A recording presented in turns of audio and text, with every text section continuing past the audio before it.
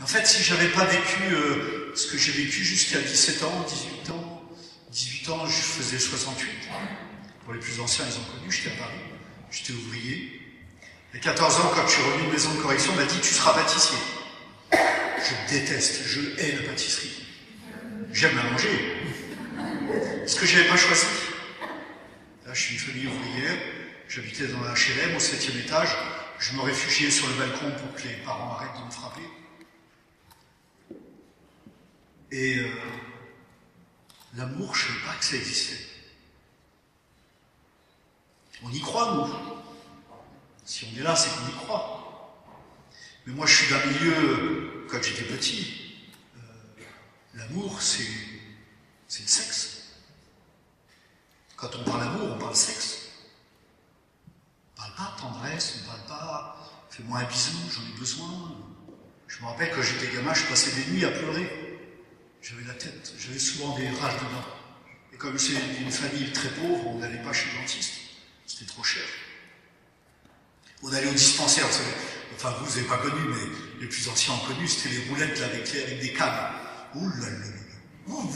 Quand on voyait la roulette arriver près de la dent, là.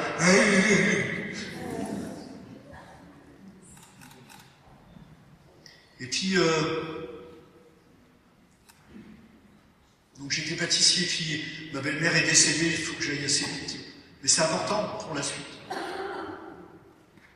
Et en revenant de maison de correction, là j'ai vécu 2 ans très durs. C'est dur, il faut prier pour les jeunes qui sont privés de famille, battus, humiliés, on voit ça assez souvent, mais on ne comprend pas.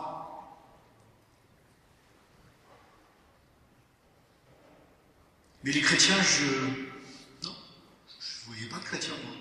Ouais, je suis le catéchisme, c'est obligatoire. Mais je me faisais virer à chaque fois. Et c'était une galère, parce qu'il fallait... Je ne pouvais pas le dire à mes parents. Non seulement je me faisais virer du catéchisme, le curé n'était pas du tout accueillant. Il faut dire qu'on devait foutre un peu le bordel avec les copains. Et puis voilà, si je le disais à la famille, c'était encore pire, je me faisais frapper. Et puis, après 68, j'ai trouvé un autre travail, et là je suis tombé sur un chrétien, qui s'appelait Marie. C'était son nom de famille, c'est un nom prédestiné. Et lui, il me prenait la tête avec le bon Dieu, je n'ai rien à foutre moi de son bon Dieu. Le seul chrétien que j'avais rencontré, c'était les gens qui te faisaient la leçon, qui étaient méchants en fait. Quand ils allaient à la messe, ils étaient beaux, ils mettaient l'habit du dimanche, mais pas dans leur cœur. Il n'y avait que l'extérieur. C'est ce que nous dit le pape beaucoup actuellement, qui moi me touche beaucoup à cause de mon histoire. Je regrette pas ce que j'ai vécu. C'est ma vie. On a chacun la nôtre et un jour on fait un peu le point. Et puis ce type, il était quand même vrai. Vous savez, j'avais un rêve quand j'étais petit. Quand j'étais en maison de correction, j'ai fait beaucoup de gymnastique. Je me rattrapais là-dessus. Ça, je vous conseille, faites du sport. C'est génial le sport. Parce que maintenant, j'y mets les mots. À l'époque, je ne savais pas les mettre les mots. Mais je me défoulais dans le sport. Je faisais la barre parallèle, barre fixe, gymnastique au sol. Je suis allé jusqu'en championnat. Je faisais du foot, du volleyball, le handball, du rugby. Alors là, le rugby, c'était génial. On se foutait sur la gueule, en fait. C'était pas des beaux matchs. Non.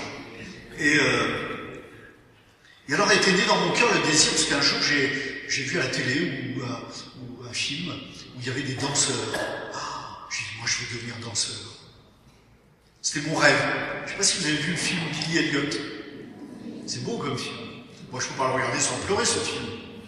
Parce que c'était mon rêve. Un jour, mon père me dit, qu'est-ce que tu veux faire plus tard, toi? Moi, je lui dis, je veux être danseur. Il dit, c'est un métier de PD. Moi, je lui dis, PD toi-même. Je me suis pris un copain dans la gueule. Ça calme. Et puis, ce monsieur était très sympa. Moi, je venais me casser de chez moi. Je suis parti à 17 ans. Parce que mon père s'était remarié, puis c'était vraiment la galère à la maison. Je préférais galérer dehors que de rester dans ma famille. J'ai galéré. J'ai dormi dehors, j'ai dormi dans les cages d'escalier, j'ai dormi chez des copains, chez des copines, vous savez comment c'est. Écoute, tu peux dormir une nuit, mais au bout de 2 nuits, 3 nuits, écoute, t'es gentil, mais tu nous emmerdes, quoi. Et puis, grâce à Fernand Marie, il s'appelait Fernand Marie, pour aller vite, j'ai rencontré des chrétiens. Moi, je connaissais que les crétins. Je le fais un peu exprès. Hein. Je connaissais pas les chrétiens.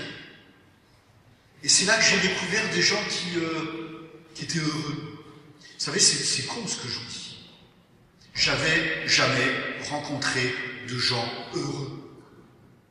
Ouais, moi je m'éclatais. J'ai jamais fumé le tarpé, j'ai jamais touché la drogue. Une fois j'ai pris des médocs parce que j'allais en boîte pour danser. Bon, je reconnais, un peu pour draguer aussi.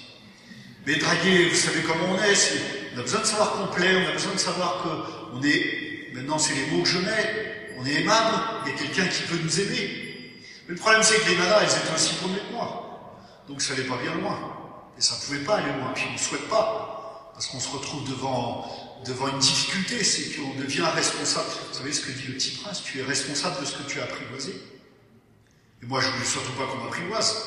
Parce que derrière, comme on m'a dit toute mon enfance que j'étais pourri, que j'étais qu'un con, que j'étais bête, que je ferais jamais rien de bien, on ne peut pas se laisser apprivoiser. Ça me rappelle cette histoire que Jean Vanier raconte, et qui m'a toujours beaucoup touché. Parce que j'ai vécu 2 ans dans un foyer de marche, après.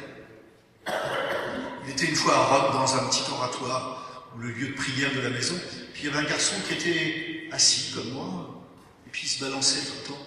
Il disait, le mal est en moi. Le mal est en moi. Et il pleurait. Et puis Jean s'est approché de lui délicatement, comme sait faire Jean Vanier pour ceux qui le connaissent. Puis il a posé sa main sur son épaule, puis il s'est balancé avec lui. Puis, avec le temps, je vais vite, hein. Et avec le temps, il a réussi à le faire parler. Il dit, mais pourquoi tu crois que le mal est en toi? Ben parce que personne m'aime. Je suis handicapé.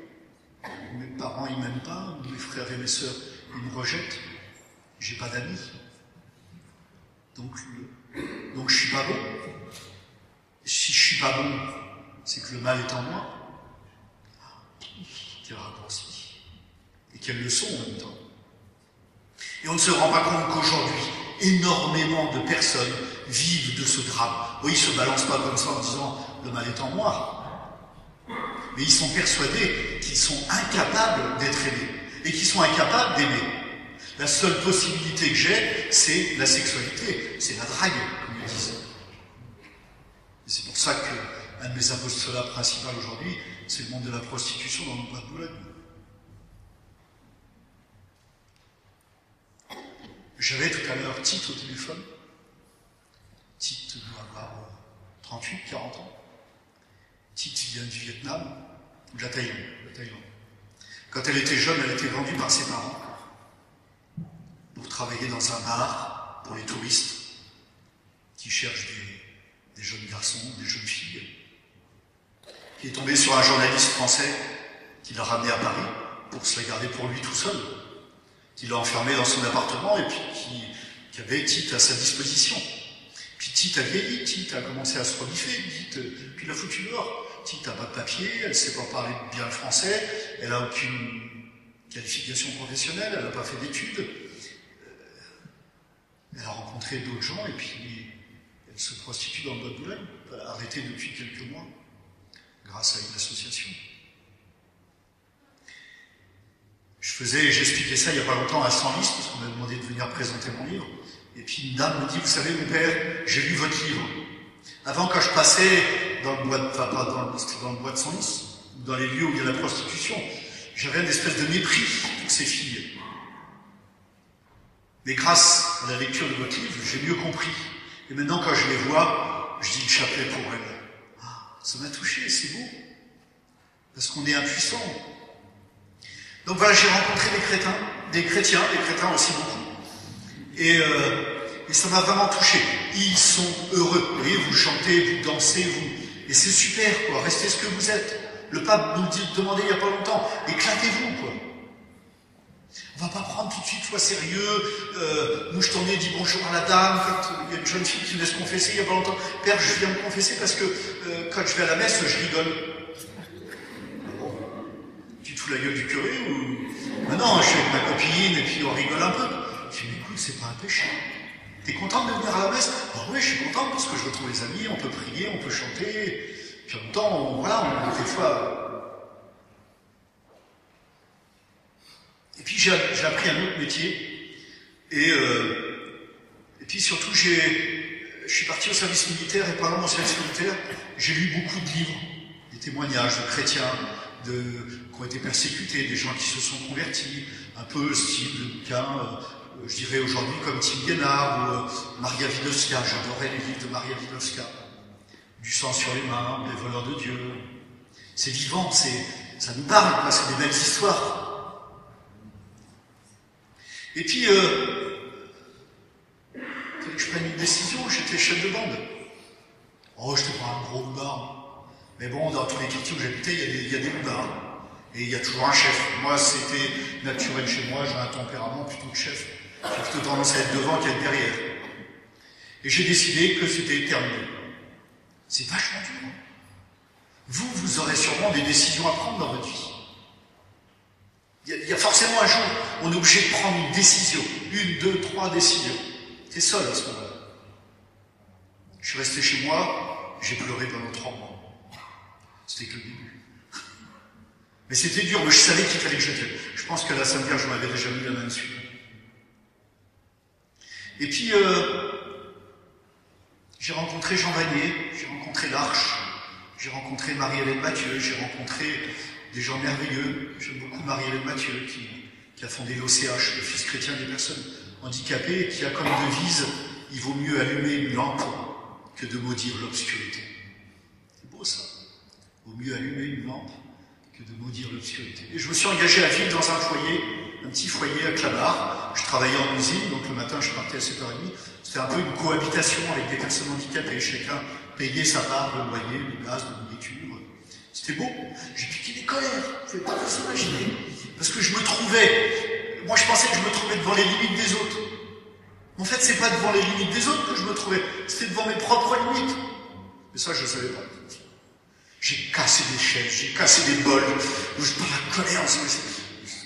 Ben, vous avez peut-être un caractère colérique. C'est bon. C'est bon la colère. Faut pas avoir peur de se mettre en colère tout le temps. Faut que ça sorte, quoi. Pour éviter de me taper dessus. Mais ça m'arrive. Quand c'est comme ça, on se laisse faire, on sait que l'autre, ça va lui passer. Et puis là, j'ai rencontré Marie-Françoise. J'ai dit à Marie-Françoise, t'as squatté ma tête et mon cœur. Mais Marie-Françoise était médecin. Moi, j'étais un pauvre petit ouvrier chez Peugeot. Je me trouvais nul. J'ai pas fait d'études. J'ai fait aucune étude. Hein. La seule fois où je suis allé à l'école, on m'a foutu dehors, quoi. Mais j'étais pas bête pour autant. Et j'ai commencé à suivre des cours de philo, des cours de théologie. Et puis alors, j'ai découvert une chose merveilleuse, c'est que j'ai découvert Montmartre. Parce que les chrétiens que j'ai rencontrés allaient assez régulièrement à Montmartre. Et puis, il y avait le Saint-Sacrement qui était exposé. Et puis surtout le petit groupe avec qui j'étais, ils aimaient beaucoup la Sainte Vierge. Et moi j'ai découvert Marie. Ah vraiment ça a été pas... Vous savez, une fois je suis allé à Lisieux avec tout un car, où il y avait des petites mamies avec leur chapelet, vous savez. Ça dit Marie, genre aurait fait bouffer leur chapelet. Parce qu'elles n'en avaient rien à foutre de moi. Non, on ne s'occupe pas des autres. Moi je fais ma petite dévotion de moi. Et ça m'a marqué quoi. Pas de charité fraternelle. Il vaut mieux que tu fermes ta gueule et que tu parles. Il ne faut pas me vouloir trop longtemps, je suis un peu déformé. Et il vaut mieux que tu arrêtes de prier et que tu t'occupes de ton frère qui est en train de pleurer. Non. Je viens de lire un livre qu'on m'a demandé de lire qui s'appelle « Comment j'ai pardonné les crachats de ma mère ». Une nana qui a vécu une galère. Pourtant, j'ai vécu des choses un peu dures. Mais j'ai pleuré en lisant ce livre. C'est pas possible. C'est pas possible. Un jour, elle est rentrée dans une église, il y avait des jeunes comme vous, une messe, une célébration, des beaux chants. Elle s'est assise au fond de l'église, puis elle a pleuré. C'est la première fois qu'elle voyait des gens chanter, qui avaient l'air heureux, qui étaient... Alors elle s'est mise au fond de l'église, puis elle a pleuré. Puis là, il y a une dame qui est venue s'asseoir à côté d'elle. Qui petit à petit lui a mis le bras autour du cou. Puis voilà, puis elle est devenue chrétienne. Elle était baptisée, et c'est cette dame qui est sa marraine, de baptême, de confirmation, de communion. C'est beau, je trouve. C'est pas toujours facile, je le conçois. Parce qu'on a peur. Peur de quoi? De quoi j'ai à avoir peur de m'asseoir à côté d'un pauvre? J'ai pas vécu longtemps en Afrique. Je suis allé 1 an en Guinée. Et j'ai créé un lien d'amitié avec une jeune femme qui est morte aujourd'hui, malheureusement, elle est morte du palu. qui s'appelait Fanta, je crois, j'ai oublié son nom. Mais je l'aimais beaucoup, c'était une Pearl. Il y avait vraiment quelque chose, et il a fallu beaucoup de temps, beaucoup de patience pour qu'on se parle. Non pas blablabla, blablabla, mais qu'on se parle, qu'elle accepte d'ouvrir son cœur. Moi, j'avais besoin de savoir ce qu'elle vit, et pourquoi, et comment tu pries, et voilà. Et puis un jour, elle me regarde dans les yeux, puis elle me dit, mais vous, les fautés, je vous comprends pas. Les fautés, c'est les blancs. Nous, c'était les fautés mouriers, les blancs qui prient. Dieu vous a tout donné. Elle était musulmane. Dieu vous a tout donné. Vous mangez tous les jours à votre faim. Vous faites des études, vous avez de l'argent, vous avez des maisons, vous avez des voitures, vous avez tout, vous avez des vêtements. Dieu vous a tout donné. Et vous adorez pas Dieu. Ça, c'est pas bien. Et puis, vous savez, ça m'est resté parce que ça sortait de son cœur, quoi. Une autre jour, c'est deux petits exemples, mais qui sont bons. Une autre jour, j'avais emmené Kadiatou, je crois, à faire le marché avec moi dans la grande ville, à 80 km de là, où on allait donner des petits cours, des petits séminaires. Et puis Kadiatou, que je connaissais depuis longtemps, elle avait 14-15 ans, une grande girafe, mais qui était pleine de vie, grosse comme mon petit doigt. Et puis j'ai dit, écoute, pendant que moi je fais les courses, est-ce que tu veux bien faire le marché pour nous? Parce que nous, on se fait toujours arnaquer les gens. Et puis en revenant, je lui ai dit, tu t'achètes des petites friandises, tu t'achètes de quoi manger, tu fais-toi plaisir. Et puis, je la ramène chez elle. Son père était un jeune imam, vous savez, les imams dans les petits villages. Et puis, avant de la quitter, je lui ai dit, t'es contente, t'as passé une bonne journée, on a fait une belle balade, merci pour le marché, c'est super. Puis, elle me dit, merci père, puis j'ai bien mangé. Ce soir, je pleurerai pas en m'endormant. Je dis, bon, pourquoi t'es triste, tu pleures le soir? Elle me dit, non, c'est pas parce que je suis triste. Le soir, je pleure parce que j'ai faim. Je me suis pris une claque dans la gueule. Jamais, je la connaissais depuis au moins 3 mois, jamais elle m'avait dit, j'ai faim. Le soir, je pleure parce que j'ai faim. Donc ce que je veux vous dire à travers ça, c'est que le bon Dieu nous permet de faire des rencontres qui sont toujours très importantes pour nous, même si on s'en rend pas compte tout de suite. Nous, on a besoin de savoir complet, on a besoin de séduire, on a besoin... Dans le bon sens du terme, c'est normal. On a tous besoin de savoir qu'on peut nous aimer. Même quand on fait des grosses conneries. Alors, je suis devenu prêtre en 82. Et puis, très vite, d'un rideau m'a envoyé sur les routes, à la rencontre des toxicomanes.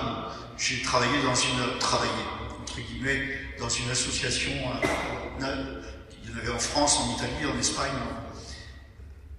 J'aime bien donner des petits exemples. J'essayais d'être moi-même avec mon habit, je m'en suis pris plein la gueule. J'ai pleuré plus d'une fois. Ils vous font pas de cadeaux, les toxicos. Je suis en face de Immaculée. J'étais à Pamplonne, je parle pas espagnol. Sous la torture, ça. Et puis, Immaculée était belle, cette fille, belle blonde, des yeux bleus, 2 petits gamins qui étaient merveilleux, plein de vie, que j'adorais. Puis, j'ai eu l'occasion de parler avec elle. Pour moi, la drogue, c'était pas bon, parce que je regardais ça au niveau moral. Puis elle me regarde dans les yeux, puis elle me dit, mais padré, la drogue, c'est bon. Merde, je n'ai pas pensé à ça. Et c'est là qu'elle piège. Et là, ça éclaircit beaucoup de choses. Je confesse une fille en Italie, un peu forte, elle était en sevrage, donc elle avait pris un peu de poids. Et elle me dit, père, je veux me confesser. Et elle pleurait, elle me confesse toutes ces conneries, la prostitution, le deal, les avortements, enfin tout ce que vous voulez. Moi, j'étais jeune prêtre, bon quand même, elle a fait cette démarche, elle vient me voir, elle parlait italien, mais j'arrivais à comprendre à peu près ce qu'elle me disait, puis je lui donne l'absolution. En essayant de dire quelques mots, mais bon, elle se lève, elle me regarde dans les yeux, elle pleurait, et puis elle se jette dans mes bras, grazie padre, grazie padre. Elle revenait à la vie, elle revenait à la vie. Donc une chose capitale que j'ai découvert, que j'ai oublié de vous mentionner avant, spécialement à Montmartre où j'allais, 2 choses, enfin 3, la Sainte Vierge. Accrochez-vous toujours à la Sainte Vierge. Elle prendra toujours soin de vous, même dans les pires galères. J'ai rencontré une prostituée à Grenoble qui m'a dit, mais père, j'ai pas le choix. Je vous passe l'histoire. J'ai pas le choix. Mais j'essaye toujours de me prostituer à tel endroit, parce qu'il y a une église, et là je vois, à travers les vitraux, je vois la lumière rouge. je sais que Jésus est là. Et je dis tout le temps aux maris conçus sans péché, priez pour nous qui avons recours à ça. Qu'est-ce que vous voulez dire à ça? C'est pas bien, tu te prostitues, tu te rends compte, t'as pas le droit, tu fermes ta gueule, tu accueilles ça dans ton cœur, et tu dis à Jésus, prends pitié de nous pécheurs. Voilà, j'ai rencontré beaucoup de jeunes qui ont eu des galères pas possibles, et moi avec cette chance où j'ai découvert une chose capitale, la tendresse de ma... Il y avait une mode à un moment, vous savez, les nanas, surtout les toxicos, pas les toxicos, mais je traînais beaucoup avec les toxicos, ils avaient des croix, parce qu'il y avait beaucoup d'Espagnols, d'Italiens, vous savez, puis ils embrassaient, quand ils font le signe de croix, j'ai dit, vous savez, j'ai mis du temps à comprendre pourquoi ils faisaient. J'ai compris qu'en fait, ils embrassaient la croix. C'est moi qui leur ai expliqué. Il dit, quand tu fais ton signe de croix, 3 fois en plus, hein, et tu embrasses la croix. Ah bon? Et puis je lui dis, mais c'est bien, t'as une croix. Et j'avais acheté, en passant la rue du Bac, tout un stock de médailles miraculeuses. Et au bout de 10 jours, tout le monde avait la croix et la médaille miraculeuse. C'était génial.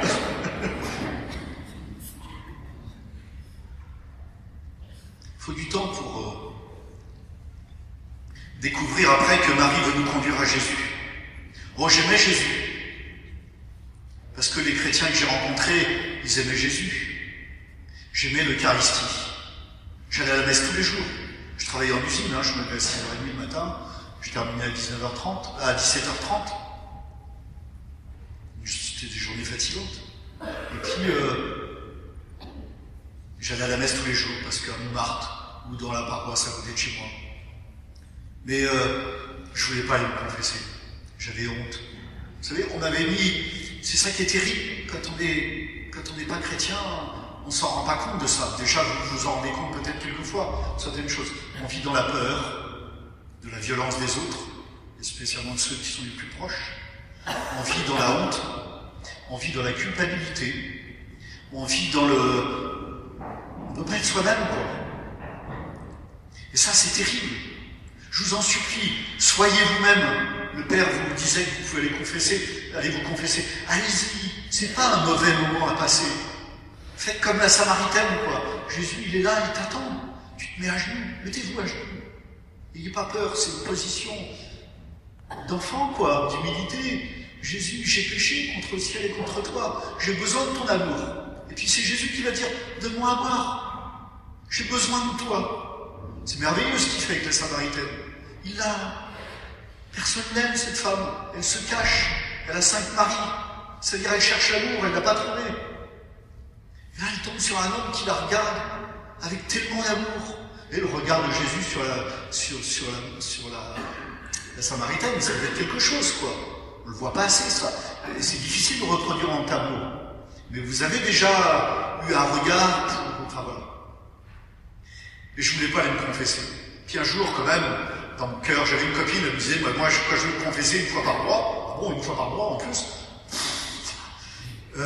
je prends ma douche, je fais le ménage chez moi, je fais la vaisselle, je mets des beaux habits, et après je vais me confesser, et après je vais à la messe. Oui, putain, quel programme. Mais c'était magnifique. Puis je me suis dit, bon, il faut que j'y aille. Je me renseigne, à Montmartre, puis il y a un prêtre qui confesse, à qui il faut aller se confesser. Il dit, bah là, il y a un ancien évêque qui est un peu sourd. Il est où? Il est où?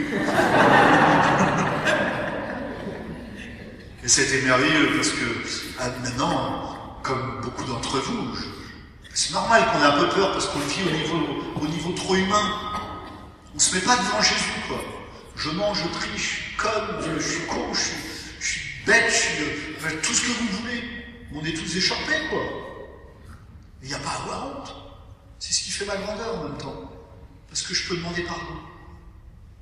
Et puis voilà, je suis parti, 3 ans sur les routes, j'ai fait des milliers de kilomètres, on m'avait dit, engagez vous verrez du pays, ça marche. Je mangeais dans ma voiture, je dormais dans ma voiture, je suis tombé en panne, je ne sais pas combien de fois. J'ai rencontré des jeunes extraordinaires, je suis allé dans les prisons, je suis allé dans les bordels, dans les boîtes de nuit, j'ai rencontré des jeunes extraordinaires. Bon, c'était ma grâce, je ne dis pas que je flippais pas. Ne croyez pas que je flippais pas. C'est normal. Mais je suis un ami. Combien de fois on s'est foutu de ma gueule? Les garçons là-bas, dans une communauté à Toulouse, pour mon anniversaire, ils m'offrent une enveloppe timbrée, une enveloppe de couleur, pardon, puis il y avait quelque chose dedans, je dis « Ah, merci, vous êtes vraiment sympa, quoi. » J'ouvre, c'était un numéro de Playboy. Je dis « Pomme de con !» C'est tellement difficile pour eux de comprendre qu'un prêtre, qu'un chrétien, il a un respect de son corps. Mon corps, c'est moi. C'est pas un objet, quoi, malgré ce qu'on veut nous dire aujourd'hui.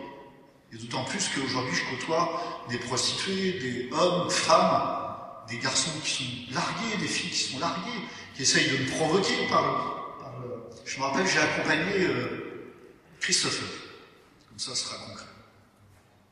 Christopher, je commençais à faire les tournées dans le bois de Boulogne. On commençait par la porte Dauphine. La porte Dauphine, c'était un lieu, je ne sais pas si ça l'est encore, parce qu'il y a un moment où je n'y suis pas allé. C'était un lieu où il y avait la prostitution masculine, homosexuelle.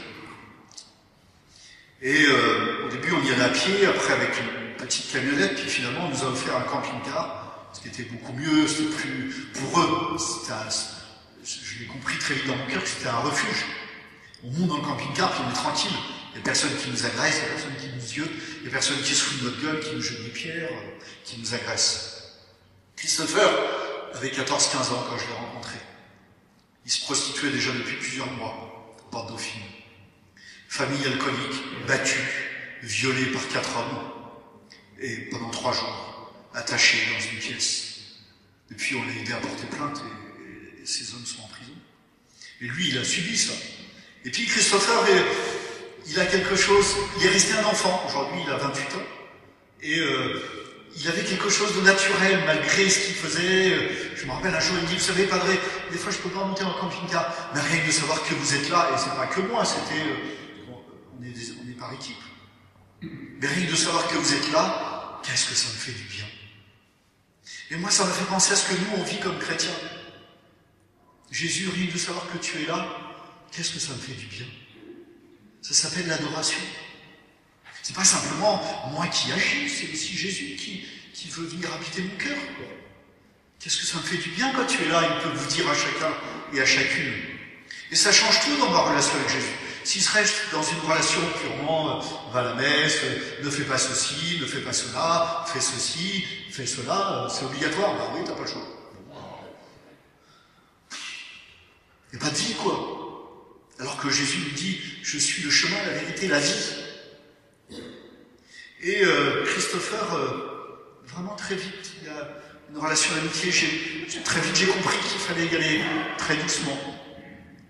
Moi, je suis assez naturellement affectif, mais même avec lui, c'était doucement. Il faut d'abord, pour lui, le corps, ça a été, à cause de ce qu'il a subi, d'abord c'est le lieu où maintenant il gagne de l'argent pour survivre, parce qu'il ne gagnait pas énormément. Il dormait dehors. Vous savez, sur la place, pour ceux qui connaissent Paris, Porte Dauphine, il y a un grand sapin. Ben, lui, il dormait sous le sapin. Et puis Christopher, bon, je passe, et Christopher m'a annoncé un jour, il était dans le fond du camping-car avec d'autres, puis il annonce, moi je vais me faire opérer, je sais que le padre n'est pas d'accord, mais je le ferai quand même. On m'a pas demandé mon avis, hein. Qu'est-ce que je fais? Je m'en mêle? Non. Je suis pas le roi. Il faut que ce soit une relation de confiance. C'est grave quand même, pour nous. Christopher va devenir Jennifer. C'est pas rien quand même. Et Christopher m'a appris beaucoup de choses, avec son côté tellement naïf. En fait, qu'est-ce que tu cherches à travers ton opération? Et là, je vous le réduis en... Maintenant, quand on voit Christopher, c'est une belle femme. Jennifer, pardon, maintenant. Même moi, je m'en mêle les dingues. Il habite à Toulon, il fait des études de droit. Je disais, comme disait un humoriste, maintenant tu fais du droit alors qu'avant tu as tout fait de travers. Et Christopher, je l'aime et il m'aime aussi. De temps en temps, on parle par Messenger, je sais pas quoi.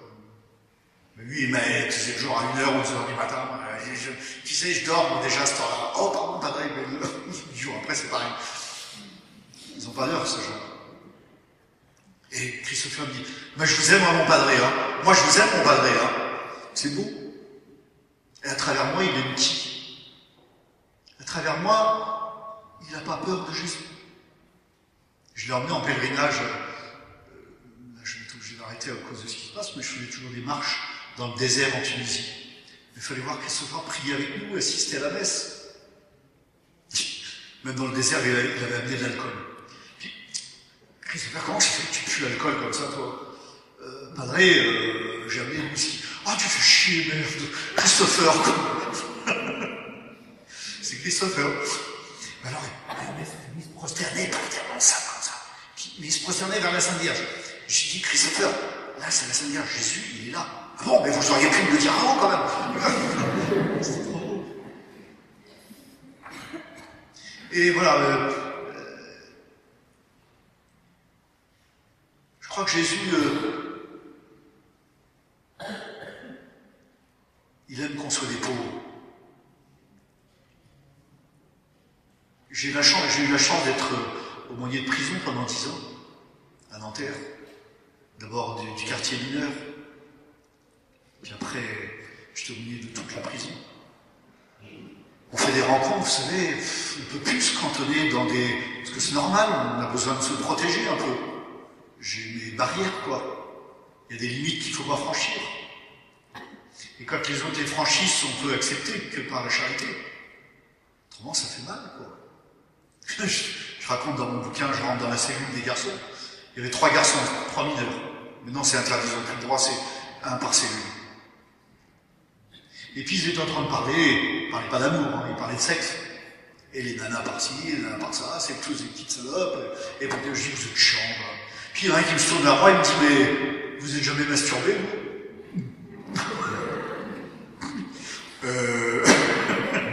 Qu'est-ce que vous auriez fait à ma place?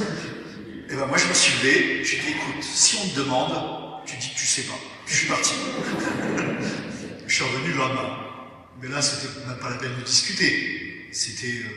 Ça aurait été de la vulgarité. Un autre jeune que je croise dans un couloir, un jeune beurre, il allait au parloir avocat. Moi, j'allais visiter un autre détenu parce que les aumôniers, on avait les clés. Puis il me regarde des pieds à la tête comme ça, il me dit, bon, t'es qui, toi? Vous savez, avec l'accent de la banlieue. Bon, t'es qui, toi? Moi, je le regarde des pieds à la tête, je dis, pourquoi tu me causes? T'as pas d'amis? Et on est devenus des amis. Qui est-ce qui t'habite? Qui est-ce qui nous habite? Pourquoi j'ai peur? C'est bien, je sais bien que c'est pas toujours facile de... Pourquoi j'ai peur? Pourquoi j'ai peur qu'on m'aime? Pourquoi j'ai peur de me laisser aimer? Encore, moi, j'avoue, il y a des lieux où je veux pas qu'on m'aime. Parce que c'est trop sensible, je suis trop vulnérable. Vous savez, la vie en communauté, que ce soit les frères, les sœurs, on a tous des lieux où on est vulnérable et il faut du temps. Il faut beaucoup de charité fraternelle, le pape il parle beaucoup de la tendresse. Il faut beaucoup de tendresse pour ses frères, il faut beaucoup de tendresse pour ses parents. Il faut beaucoup de tendresse pour ceux qui font partie de mes amis et qui sont pas toujours ce que je voudrais.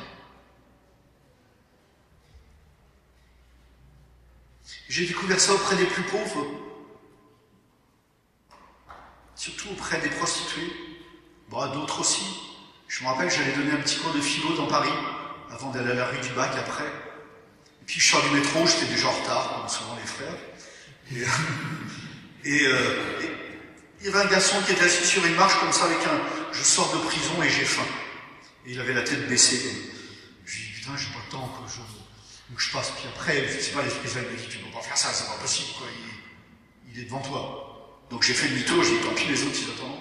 Puis je me suis assis à côté de lui. Puis on a parlé. Il sortait de prison, il n'avait pas de lieu où manger, il n'avait pas de lieu où dormir, pas de famille. Donc bah, moi j'ai fouillé dans mes poches. Vous savez, j'ai pris l'habitude maintenant, tout le temps dans ma poche, j'ai quelques pièces. Voilà. Puis quand on me demande, bah, je donne. Si j'ai pas, ben, j'ai pas. Je donne 50 centimes, je donne 20 centimes. Ou je baisse la vitre, et puis quand je faisais tous les jours l'aller-retour Boulogne-Nanterre pour aller à la prison. Il y avait un Roumain, et il disait pas merci, lui.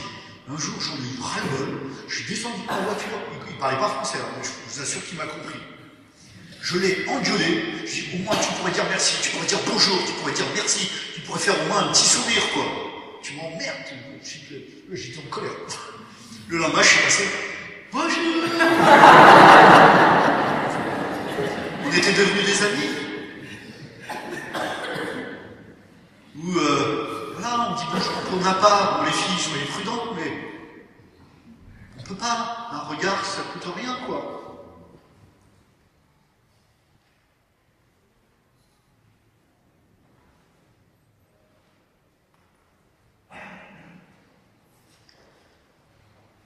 L'an dernier, comme tous les ans, il me reste combien de temps là 5 minutes. Après, je vous dirai une petite prière que j'aime.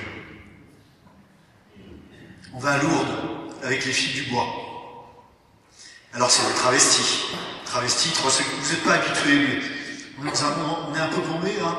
On est un peu paumé. Moi, je me posais beaucoup de questions par rapport au mariage pour tous et tout. Alors, j'ai rencontré des gens qui sont engagés là-dedans. J'ai passé 3 soirées avec Frigide Barjot. Ah, elle est intéressante, hein.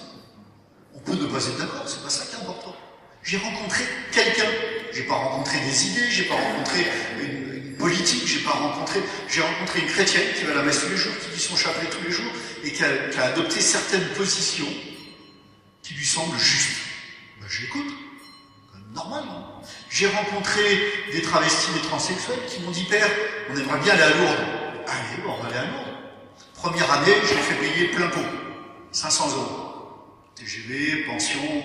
Puis quand je reviens du premier payé, on me regarde et me dit, ah bon, elle se prostitue pour aller à Lourdes. Merde, je n'ai pas pensé à ça.